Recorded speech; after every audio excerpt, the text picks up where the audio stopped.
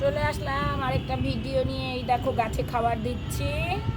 প্রথমে 2 চামচ মতন ভার্মি কম্পোস্ট, 1 চামচ সার, ওই শিংকুচি, হাড় গুঁড়ো, ডিমের খোসার গুঁড়ো, কলার খোসার গুঁড়ো, পেঁয়াজের খোসার গুঁড়ো সব এক জায়গায় করে মিশিয়ে নিয়ে এইখানে দিয়ে দিলাম। আর ঠিক একই অনুপাতে দিয়ে এখানে মাটি তৈরি করেছি। এই দেখো সব শিংকুচি, হাড় গুঁড়ো, ভার্মি কম্পোস্ট সব কিছু মিশিয়ে এই মাটিটাকে তৈরি করেছি। এইবার এই যে এখানে দেওয়া আছে 1 মুঠো শিংকুচি এই মাটিটাতে, 1 মুঠো হাড় গুঁড়ো, 1 মুঠো কলার খোসার গুঁড়ো, 1 মুঠো ডিমের খোসার গুঁড়ো, আর এই যে আমার পেঁয়াজের খোসার গুঁড়ো। দেখো তোমরা, এই যে পেঁয়াজের খোসার গুঁড়ো উড়ে যাচ্ছে গুঁড়ো, আর এই দেখো এই কলার খোসার গুঁড়ো। এরকম বিভিন্ন রকম, আমি ফেলে কিছু দিই না, গুঁড়ো করে সব এগুলো এখানেও মেশানো আছে। আবার এই যে এইখানটাতেও মিশিয়ে ভালো করে মিশিয়ে দিলাম।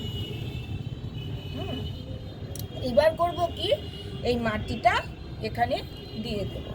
এই মাটিটা এখানে দিয়ে যতটা সম্ভব আমার প্রয়োজন মতো মাটি দেব, বেশি মাটি কখনোই দেব না। দিয়ে এই গোড়াটাকে ভালো করে ঢেকে দেব। ভালো করে গোড়াতে দেওয়ার পরে মিশিয়ে গোড়াতে দেওয়ার পরে এই যে এরম দিয়ে এরম করে আমি মিশিয়ে নিয়েছি। এরম করে বারবার করে ভালো করে মিশিয়ে নিয়ে আরেকটু এই যে এরম করে ছড়িয়ে দিয়ে সব ভালো করে মিশিয়ে দিলাম। দিয়ে তারপর ওখানে দিলাম। দেওয়ার পরে কি করব, ভালো করে জল নেব। আর জলটা না ঝাঁঝরি করে দেবে, ফট করে মগ করে ঢেলে দেবে না, সুন্দর করে চতুর্দিক দিয়ে দিয়ে বেশি করে জল দেবে।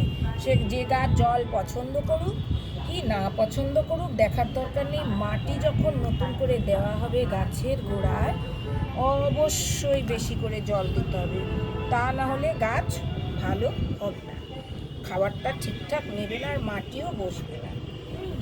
যতটা সম্ভব চেপে দিলাম। যাই হোক, এইভাবে তোমরা গাছকে খাবার দেবে।